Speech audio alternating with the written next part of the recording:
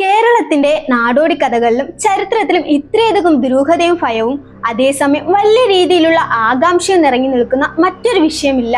ചാത്താൻ സേവ എന്ന് കേൾക്കുമ്പോൾ തന്നെ ഭൂരിഭാഗം ആളുകളുടെ മനസ്സിൽ ആദ്യം ഓടിയെത്തുന്നത് എന്താണ്? രാത്രിയുടെ ഇരുട്ടിൽ നടക്കുന്ന ഭയപ്പെടുത്തുന്ന ചില ആഭിചാര ക്രിയകൾ, വീടുകളിൽ അദൃശ്യമായി വന്ന് കല്ലെറിയുന്ന കുട്ടിച്ചാത്തൻ, ഭക്ഷണത്തിൽ മണ്ണുവാരിയിടുന്ന ശല്യക്കാരനായ ഒരു പ്രേതശക്തി, അതുമല്ലെങ്കിൽ ആളുകളെ തകർക്കാൻ മന്ത്രവാദികൾ അയക്കുന്ന കറുത്ത മേജിക്. ഇതൊക്കെയല്ലേ കേരളത്തിന്റെ നാടോടി ചരിത്രത്തിൽ ചാത്തൻ സേവയോളം ജിജ്ഞാസയും അതേസമയം തന്നെ കടുത്ത ഭയവും ഉണർത്തിയ മറ്റൊരു വിദ്യയോ ആചാരമോ ഇല്ലെന്ന് തന്നെ പറയാം. ചിലർക്കിത് ദൈവികമായ ഒരു ശക്തിയാണ്, പ്രാർത്ഥിച്ചാൽ പെട്ടെന്ന് ഫലം നൽകുന്ന രക്ഷകൻ.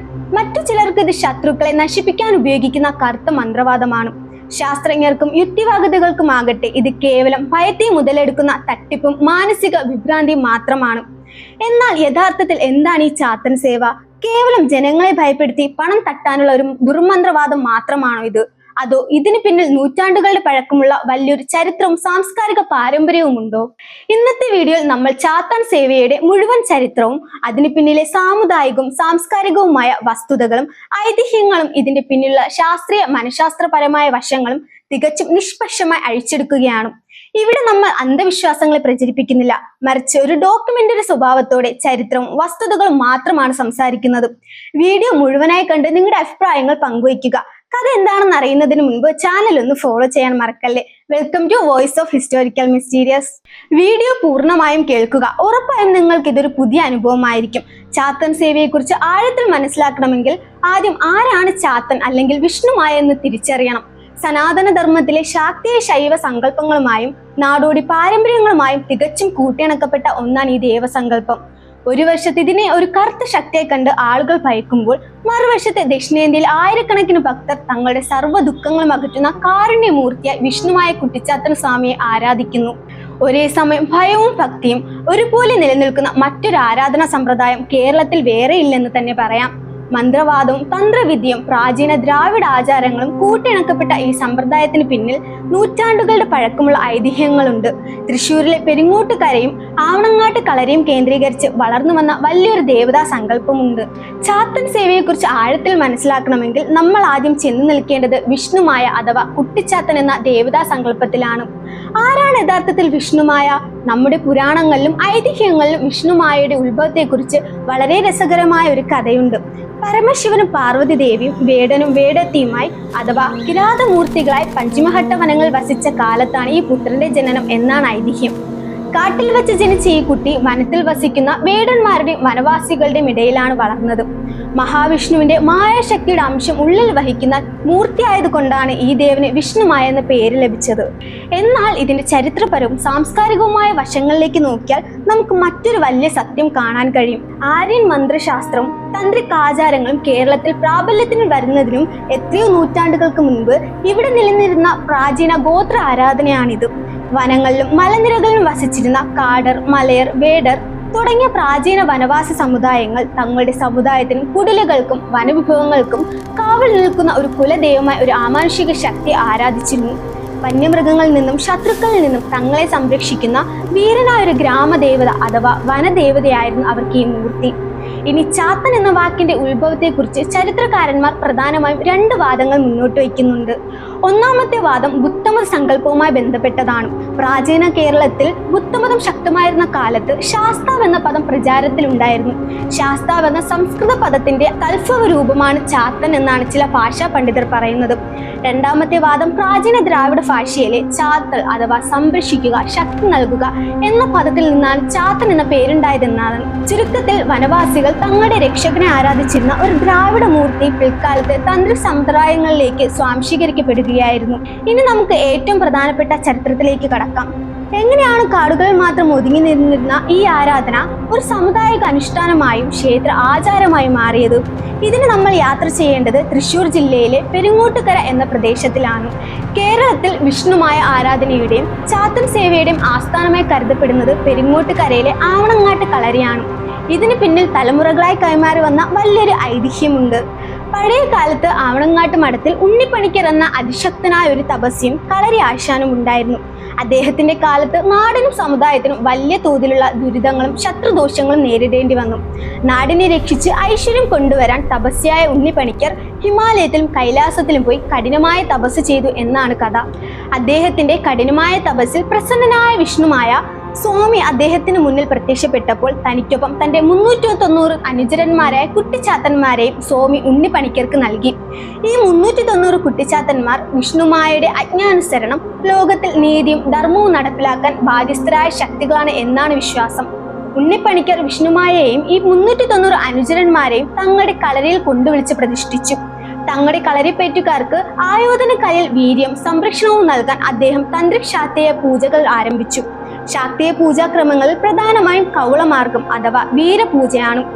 ഇത്തരത്തിൽ കുലദൈവത്തെ പ്രീതിപ്പെടുത്താൻ നടത്തിയ അതിശക്തമായ തന്ത്രിക് പൂജകളെയാണ് പിൽക്കാലത്ത് ജനങ്ങൾ ചാത്തൻ സേവ എന്ന് വിളിക്കാൻ തുടങ്ങിയത്. ആവണങ്ങാട്ട് കളരിയിൽ നിന്ന് ആരംഭിച്ച ഈ ആരാധന പിന്നീട് പെരിങ്ങോട്ട് കരയിലെയും പരിസര പ്രദേശങ്ങളിലെയും മറ്റു തറവാടുകളിലെയും ക്ഷേത്രങ്ങളിലേക്കും വ്യാപിക്കുകയായിരുന്നു. ഇവിടെ വെച്ചാണ് നമ്മൾ ഏറ്റവും പ്രധാനപ്പെട്ട ഒരു വേർതിരിവ് മനസ്സിലാക്കേണ്ടത്. എന്താണ് യഥാർത്ഥത്തിൽ ക്ഷേത്രങ്ങൾ നടക്കുന്ന വിഷ്ണുമായ ആരാധന? എന്താണ് ജനങ്ങൾ ഭയക്കുന്ന ആഭിചാരമായ ചാത്താൻ സേവ? ഇത് രണ്ടും ഒന്നാണോ? തീർച്ചയായുമല്ല. ഇന്ന് പെരിങ്ങോട്ടുകരയിലും കേരളത്തിന്റെ വിവിധ ഭാഗങ്ങളിലുമുള്ള വിഷ്ണുമായ ക്ഷേത്രങ്ങൾ നടക്കുന്നത് തികച്ചും പരമ്പരാഗതമായ ക്ഷേത്ര അനുഷ്ഠാനങ്ങളാണ്. അവിടെ കളമെഴുത്തും പാട്ടും, തുള്ളൽ അനുഷ്ഠാനമായ ചാത്തൻ വെള്ളാട്ട്, താലപ്പൊലി, രൂപക്കുമിള എന്നിവയാണ് പ്രധാനം. ഭക്തർ തങ്ങളുടെ കുടുംബത്തിൽ തടസ്സങ്ങൾ മാറാൻ, കടബാധ്യതകൾ തീരാനും രോഗശാന്തിക്കുമായി പ്രാർത്ഥനയോടെ എത്തുന്ന ഇടങ്ങളാണവ. ഇവിടെ വിഷ്ണുമായ ഒരു രക്ഷകനായി കരുണാമൂർത്തിയെ സങ്കല്പിച്ച് പൂജിക്കുന്നു. എന്നാൽ പൊതുസമൂഹത്തിൽ ഭയം സൃഷ്ടിച്ച ചാത്തൻ സേവ ഇതിൽ നിന്നും വളരെ വ്യത്യസ്തമായ ഒന്നാണ്. ഒരാൾ തന്റെ സ്വാർത്ഥ താല്പര്യങ്ങൾക്ക് വേണ്ടിയോ ശത്രുവിനെ തകർക്കാനോ മറ്റൊരാളുടെ സമ്പത്ത് നശിപ്പിക്കാനോ വേണ്ടി അദൃശ്യനായ കുട്ടിച്ചാത്തന്റെ ശക്തിയെ സേവിച്ച് വഴക്കിവിടുന്നു എന്ന സങ്കല്പമാണിത്. ഒരു ദുർമന്ത്രവാദി പ്രത്യേക മന്ത്രങ്ങൾ ജപിച്ച് യന്ത്രത്തിൽ കുട്ടിച്ചാത്തിനെ ആവാഹിച്ച് ശത്രുവിന്റെ വീട്ടുപറമ്പിലേക്ക് അയക്കുന്നു. തുടർന്ന് ആ വീട്ടിലെ കിണറ്റിൽ മണ്ണ് വീഴുക, വസ്ത്രങ്ങൾക്ക് തനിയെ തീപിടിക്കുക, ഭക്ഷണത്തിൽ മാലിന്യം കാണപ്പെടുക, രാത്രികാലങ്ങളിൽ വീടിന് മുകളിൽ കല്ലേറുണ്ടാവുക തുടങ്ങിയ അമാനുഷിക സംഭവങ്ങൾ നടക്കുമെന്ന് പഴയ കാലത്ത് ആളുകൾ ശക്തമായി വിശ്വസിച്ചിരുന്നു. എന്നാൽ ഇതിന്റെ യഥാർത്ഥ വശം എന്താണ്? പഴയകാല ഗ്രാമങ്ങളിൽ മനുഷ്യർ തങ്ങൾ തമ്മിലുള്ള വ്യക്തിവൈരാഗ്യങ്ങളും അതിർത്തി തർക്കങ്ങളും തീർക്കാൻ രാത്രിയുടെ മറവിൽ അക്രമങ്ങൾ കാണിക്കുകയും എന്നിട്ട് അത് ചാത്താന്റെ ഏറാണെന്ന് പ്രചരിപ്പിക്കുകയും ചെയ്തിരുന്നു എന്നതാണ് യാഥാർത്ഥ്യം. സ്വന്തം ഭയത്തെയും ശത്രുതയും ആളുകൾ ചാത്തന്റെ തലയിൽ കെട്ടിവെക്കുകയായിരുന്നു. ശാസ്ത്ര സാഹിത്യ പരിഷത്തും പോലീസും പ്രശസ്ത യുക്തിവാദികളും ചേർന്ന് നടത്തിയ അന്വേഷണങ്ങളിൽ ചാത്തന്റെ ഉപദ്രവമെന്ന് ആരോപിക്കപ്പെട്ട 100 കണക്കിന് കേസുകളുടെ സത്യം പുറത്തു കൊണ്ടുവന്നിട്ടുണ്ട്. മിക്ക കേസുകളിലും കുടുംബത്തിലെ കൗമാരക്കാരായ കുട്ടികളോ അല്ലെങ്കിൽ ആ കുടുംബത്തോട് ശത്രുതയുള്ള അയൽക്കാരാണ് ഇതിന് പിന്നിൽ. മലയാളികളുടെ മാനസിക വ്യാപാരത്തിൽ കുട്ടിച്ചാത്തനും ചാത്തൻ സേവയ്ക്കും ഇത്രയും വലിയൊരു സ്ഥാനം ലഭിക്കാൻ കാരണം നമ്മുടെ സാഹിത്യവും മലയാള സിനിമകളുമാണെന്ന് പറഞ്ഞാൽ അത് തെറ്റാവില്ല. നമ്മൾ ചെറുപ്പത്തിൽ വായിച്ച ഐതിഹ്യമാലയിലെ കഥകളിൽ കുട്ടിച്ചാത്തൻ എന്ന കഥാപാത്രം വരുന്നുണ്ട്. എന്നാൽ സിനിമയിലേക്ക് വരുമ്പോൾ 2 വ്യത്യസ്തമായ കുട്ടിച്ചാത്തന്മാരെ നമ്മൾ കണ്ടിട്ടുണ്ട്. ഒന്നാമത്തേത് 1984 ജിജോ കുന്ന് സംവിധാനം ചെയ്ത് പുറത്തിറങ്ങിയ ഇന്ത്യയിലെ ആദ്യത്തെ 3D സിനിമയായ മൈ ഡിയർ കുട്ടിച്ചാത്തൻ. ഈ സിനിമ കുട്ടിച്ചാത്തന്റെ ഇമേജ് തന്നെ മാറ്റിമറിച്ചു. ഒരു മന്ത്രവാദിയുടെ തടവിൽ നിന്ന് രക്ഷപ്പെടുന്ന കുട്ടിച്ചാത്തൻ 3 കുട്ടികളുടെ കൂട്ടുകാരനായി മാറുകയാണ്. അവിടെ കുട്ടിച്ചാത്തൻ ഭയപ്പെടുത്തുന്ന ഒരു പ്രേതമല്ല, മറിച്ച് പോപ്കോണും ഐസ്ക്രീമും കഴിക്കാൻ ഇഷ്ടപ്പെടുന്ന, കുസൃതി കാണിക്കുന്ന, കുട്ടികളെ സഹായിക്കുന്ന ഒരു പാവം അമാനുഷിക സുഹൃത്താണ്. എന്നാൽ 2005 സന്തോഷ് ശിവൻ സംവിധാനം ചെയ്ത അനന്തഭദ്രം എന്ന സിനിമയിലേക്ക് വരുമ്പോൾ കഥ പൂർണ്ണമായും മാറുന്നു. അതിൽ മനോജ് കെ ജയൻ തകർത്ത് അഭിനയിച്ച ദിഗംബരൻ എന്ന മാന്ത്രികൻ നടത്തുന്ന ചാത്തൻ സേവയും കറുത്ത മന്ത്രവാദവും ഒക്കെ പ്രേക്ഷകരെ ഭയത്തിന്റെ മുൾമുനയിൽ നിർത്തുന്നതായിരുന്നു. രക്തബലിയും ഇരുട്ടുമുറികളും ശവത്തോടൊപ്പമുള്ള പൂജകളും ഒക്കെയായി ചാത്തൻ സേവയെ ഭീകരമായ രീതിയിലാണ് ആ സിനിമയിൽ അവതരിപ്പിച്ചത്. നമ്മുടെ നാടോടി സാഹിത്യത്തിലും കഥകളിലും ചാത്തൻ സേവ എങ്ങനെയാണ് ചിത്രീകരിക്കപ്പെട്ടിരിക്കുന്നതെന്ന് പരിശോധിക്കുന്നത് രസകരമാണ്. കൊട്ടാരത്തിൽ ശങ്കുണ്ണിയുടെ പ്രശസ്തമായ ഐതിഹ്യമാല എടുത്തു നോക്കൂ. അതിൽ തച്ചോളി ഉദയനൻ മുതൽ കടമറ്റത്ത് കത്തിനാർ വരെയുള്ള പ്രമുഖരെ കുറിച്ച് പറയുമ്പോൾ മന്ത്രവാദത്തിന്റെയും അമാനുഷിക ശക്തികളുടെയും ധാരാളം വിവരണങ്ങൾ കാണാം. കടമറ്റത്ത് കത്തനാർ കുട്ടിച്ചാത്തന്മാരെ തന്റെ വശത്താക്കുകയും അവരെ കൊണ്ട് വലിയ വലിയ ജോലികൾ ചെയ്യിപ്പിക്കുകയും ചെയ്തു എന്ന് കഥകളിൽ പറയുന്നു. കാർഷിക സമൃദ്ധിക്കും സമ്പത്തിനു വേണ്ടി മലബാറിലെ മറ്റ് തിരുവിതാംകൂറിലെയും പല പ്രമുഖ തറവാട്ടുകാരും ചാത്തനെ കുടിയിരുത്തിയിരുന്നു എന്നൊരു വിശ്വാസം പണ്ട് കാലത്തുണ്ടായിരുന്നു. അക്കാലത്ത് ശാസ്ത്രീയമായ അറിവുകളോ സാങ്കല്പിക വിദ്യയോ ഇല്ലാതിരുന്ന ഒരു സമൂഹത്തിൽ വിശദീകരിക്കാൻ കഴിയാത്ത ഏത് പ്രതിഭാസത്തെയും ആളുകൾ ദൈവകോപമെന്നോ ചാത്തന്റെ ഉപദ്രവമെന്നോ മുദ്രകുത്തി. സമ്പന്നരായ തറവാട്ടുകാർ തങ്ങളുടെ സ്വത്തുക്കൾ സംരക്ഷിക്കാനും ആളുകളിൽ നിന്ന് ഭയം സൃഷ്ടിക്കാനും വേണ്ടി ഇത്തരം ചാത്തൻ സേവ കഥകളെ മനഃപൂർവ്വം പ്രചരിപ്പിച്ചിരുന്നു എന്ന് ചില ചരിത്രകാരന്മാർ ചൂണ്ടിക്കാണിക്കുന്നുണ്ട്. ഇത്തരം സിനിമാറ്റിക് അവതരണങ്ങളാണ് പൊതുസമൂഹത്തിൽ കുട്ടിച്ചാത്തനെ കുറിച്ചുള്ള മിത്തുകളെ ഇത്രത്തോളം സജീവമായി നിർത്തിയതും. വീഡിയോയുടെ അവസാനത്തിലേക്ക് നമ്മൾ എത്തുമ്പോൾ വളരെ ഗൗരവമുള്ള ഒരു ചോദ്യം നമ്മൾ സ്വയം ചോദിക്കേണ്ടതുണ്ട്. എന്തുകൊണ്ടാണ് 21-ാം നൂറ്റാണ്ടിലും ആളുകൾ ഇത്തരം വഴിപാടുകൾക്കും സേവകൾക്കും പിന്നാലെ പോകുന്നത്? ഇതിനൊരു മനഃശാസ്ത്രപരമായ ഉത്തരമുണ്ട്. ജീവിതത്തിൽ പെട്ടെന്ന് രോഗങ്ങളോ സാമ്പത്തിക തകർച്ചയോ കുടുംബ പ്രശ്നങ്ങളോ ഉണ്ടാകുമ്പോൾ മനുഷ്യന്റെ മാനസിക നില തളരുന്നു. തങ്ങൾക്ക് എന്തുകൊണ്ടാണ് ഇത് സംഭവിക്കുന്നതെന്ന് വ്യക്തമായ കാരണം കണ്ടെത്താൻ കഴിയാതെ വരുമ്പോൾ അതിനെ ഏതോ അദൃശ്യ ശക്തിയുടെ കോപമായോ ശത്രുക്കളുടെ ചാത്താൻ സേവയായോ ചിത്രീകരിക്കുന്നത് മനുഷ്യന്റെ ഒരു പ്രതിരോധ മാർഗമാണ്. മനഃശാസ്ത്രപരമായ ഹാലുസിനേഷൻ അല്ലെങ്കിൽ മാസ് ഹിസ്റ്റീരിയ എന്ന് വിളിക്കുന്ന ഒരു അവസ്ഥയുണ്ട്. ഒരു വീട്ടിൽ ആരെങ്കിലും ഒരാൾക്ക് ഒരു കടുത്ത മാനസിക രോഗമോ ഭയമോ ഉണ്ടാവുകയും അവർ എന്തെങ്കിലും കണ്ട് എന്ന് പറയുകയും ചെയ്താൽ കടുത്ത അന്ധവിശ്വാസമുള്ള മറ്റുള്ളവരുടെ തലച്ചോറും അതേ ഭയം ഉൽപ്പാദിപ്പിക്കാൻ തുടങ്ങും. അടച്ചിട്ട മുറിയിൽ കാറ്റടിക്കുമ്പോൾ ഉണ്ടാകുന്ന ശബ്ദം പോലും അവർക്ക് ചാത്തന്റെ ചിരിയ അനുഭവപ്പെടുന്നു. അത്തരം അവസരങ്ങളിൽ പരിഹാര പൂജകൾ ചെയ്താൽ പ്രശ്നം മാറുമെന്ന് വിശ്വസിക്കുമ്പോൾ ആളുകൾ വലിയൊരു ആശ്വാസം ലഭിക്കുന്നു. അതുകൊണ്ട് തന്നെ ഇതൊരു മാനസിക വ്യാപാരം കൂടിയാണ്. ചരിത്രപരമായി നോക്കുമ്പോൾ ചാത്തൻ സേവയും വിഷ്ണുമായ ആരാധനയും കേരളത്തിന്റെ തനതായ ദ്രാവിഡ സംസ്കാര പാരമ്പര്യത്തിന്റെ ഭാഗമാണ്. അത് നമ്മുടെ നാടോടി ചരിത്രത്തിന്റെ ഏടുകളാണ്.